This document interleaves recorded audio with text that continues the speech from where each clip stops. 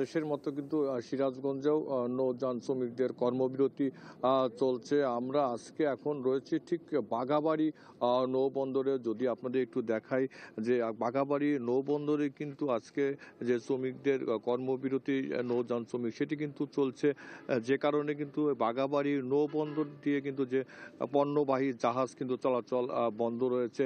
যে দেশের বিভিন্ন স্থান থেকে, বিভিন্ন বন্দর থেকে কয়লা, সার, সিমেন্ট সহ বিভিন্ন পণ্য নিয়ে যে জাহাজগুলো এই বাঘাবাড়ী বন্দরে আসতো, কর্মবিরতির কারণে কিন্তু আজ সেই চলাচলগুলো কিন্তু বন্ধ রয়েছে।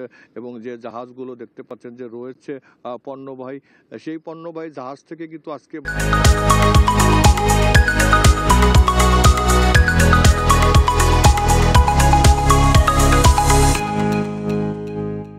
মালামাল সেটি কিন্তু খালাস করা হচ্ছে না।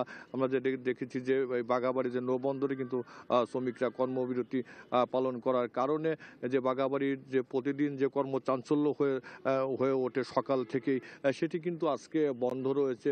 কারণ তাদের যে দাবিতে কিন্তু আজকে কর্মবিরতি চলছে। এবং আমরা কথা বলেছিলাম শ্রমিক নেতাদের সাথে, তারা যেটি বলছে যে তাদের যে দাবি যে 7 জনকে জাহাজের যে মাস্টার সহ 7 শ্রমিককে যে খুন করা হয়েছে তাদের বিচার এবং দোষীদের গ্রেপ্তার সহ তাদের ক্ষতিপূরণ দাবি কিন্তু তারা জানিয়েছে। এবং তারা যেটি বলছে যে তাদের দাবিগুলো আসলে না মানা পর্যন্ত কিন্তু তারা তাদের যে কর্মবিরতি সেটি কিন্তু চালিয়ে যাবে।